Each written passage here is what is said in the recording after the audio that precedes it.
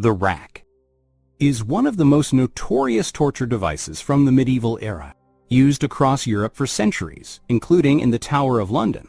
The device itself was straightforward, a large wooden frame with rotating drums on either end. The victim's wrists and ankles were tied to ropes, which were slowly pulled tighter using a ratchet system.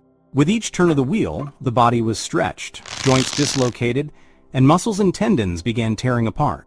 At first, the victim felt sharp, excruciating pain in their limbs, but soon the pain became overwhelming. The spine stretched out, the chest tightened, and breathing became nearly impossible. Most often, the torture was stopped before death, only after the victim confessed. Those who survived were often left disabled for life, dislocated joints, paralyzed limbs, and constant pain. This device was used from the 13th to the 17th century and was considered one of the most effective ways to extract the truth. Keelhauling, one of the most brutal naval punishments from the 17th and 18th centuries, used by both the British and Dutch navies. It was typically used against sailors who broke the rules, deserted, or were caught stealing. A long rope was passed under the ship's hull, and the condemned was tied to both ends. On command, the victim was thrown overboard and dragged under the ship, passing beneath its barnacle-covered, razor-sharp keel.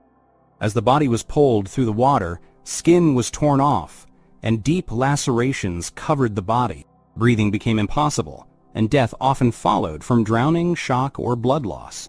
If the victim survived, the punishment was sometimes repeated. Keelhauling wasn't just a punishment, it was a warning to the rest of the crew. Afterward, the body was often displayed as a grim reminder of the consequences of disobedience. It was officially outlawed in the early 19th century, but for a long time, it remained a symbol of naval discipline. Impalement, one of the most excruciating and prolonged forms of execution, most famously used by Vlad the Impaler, ruler of Wallachia in the 15th century, better known as Dracula. A sharp wooden stake was covered in fat to ensure it entered the body slowly. The victim was impaled either through the rectum or the abdomen, with the stake passing through the body and exiting near the mouth or shoulder, without hitting vital organs immediately. The pain was unbearable, but the victim could remain conscious for hours, sometimes even days. Impalement was often used as a public spectacle. Thousands were impaled, turning entire landscapes into fields of vertical bodies, serving as a horrifying reminder of the ruler's power. Immurement, a method of punishment and isolation used throughout Europe from the 14th to the 17th century. It didn't require weapons or an executioner, just stone and lime. The victim was placed in a narrow room, known as an oubliette, which literally means a place to forget in French. The entrance was bricked up, leaving just a tiny air hole, or sometimes no opening at all. At first the victim would scream, but soon their voice would fade as the air grew thicker. As hypoxia set in, dizziness, thirst, and panic would begin. In 24 to 48 hours, dehydration and total exhaustion would set in.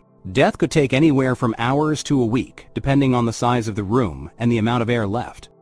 Oubliettes were used in castles, monasteries, and prisons across Europe, including the Louvre and Windsor Castle. It was often reserved not for criminals, but for political or religious enemies, people the authorities truly wanted to forget. Rat torture. The method was simple but highly effective and often used for intimidation or interrogation. A metal bowl filled with live rats was placed on the victim's stomach. Then, the top of the bowl was heated with a torch or hot coals. Desperate to escape the heat, the rats would burrow their way out through the victim's flesh. The process caused intense pain as the rats gnawed through skin, muscles, and internal organs. Death came from shock, blood loss, or infection. Even if the person was saved, the wounds often ended in gangrene. Despite its primitive nature, rat torture remained one of the most effective methods of extracting information without knives or ropes. Breaking on the wheel. The breaking on the wheel was used in Europe from the 14th to the 18th century. It was one of the most famous public executions, intended to terrify crowds. The victim was bound to a large wheel. The executioner would strike the victim's arms and legs with an iron rod or hammer until all the bones were broken. Then, the body was fastened to the wheel and displayed for all to see. The victim usually survived for several more hours, sometimes even up to 2 days, dying from shock, dehydration, or blood loss. The Spanish donkey. The Spanish donkey was one of the most painful torture devices devised during the Inquisition. It consisted of a long wooden beam shaped like a triangle with a sharp point facing up. The victim was forced to straddle this device as if riding a donkey, with weights attached to their feet to increase pressure on the groin. Under the weight, the sharp wedge would cut deeper, damaging muscles, tendons, and internal organs. At first, the victim would feel a burning sensation and numbness, but soon the pain became unbearable with every movement. Used in Spain and Italy during the 15th and 16th centuries, it was seen as a clean method. No blood, just maximum suffering. The Brazen Bull. The Brazen Bull was an ancient Greek invention attributed to the tyrant Phalaris of Syracuse in the 5th century BC. It was a hollow bronze statue in the shape of a bull, where a person was placed inside. A fire was set under the bull, slowly heating the metal. Inside, the temperature would rise to hundreds of degrees. The victim would first feel heat, then excruciating pain from the burns, and within minutes, suffocation from the hot air. Special pipes amplified the screams, turning them into the roar of a bull.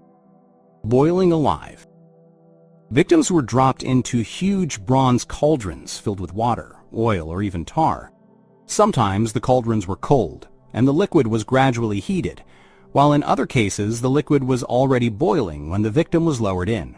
The longer it heated, the longer the suffering. At just 140 degrees Fahrenheit, 60 degrees Celsius, skin would begin to peel off. Hot steam would burn the lungs, and severe burns would cause shock. This was used to execute poisoners and political criminals. In England under Henry VIII, it became an official form of execution. Scaphism. Scaphism, an ancient Persian execution designed for prolonged suffering. The victim was placed between two boats or wooden boards, with only the head, arms, and legs exposed. They were forced to drink milk and honey to induce diarrhea, and then their body was covered in sweet syrup. This combination attracted insects, which began to feast on the victim's flesh. Flies, mosquitoes, and larvae would enter wounds and natural openings, causing infection and rot.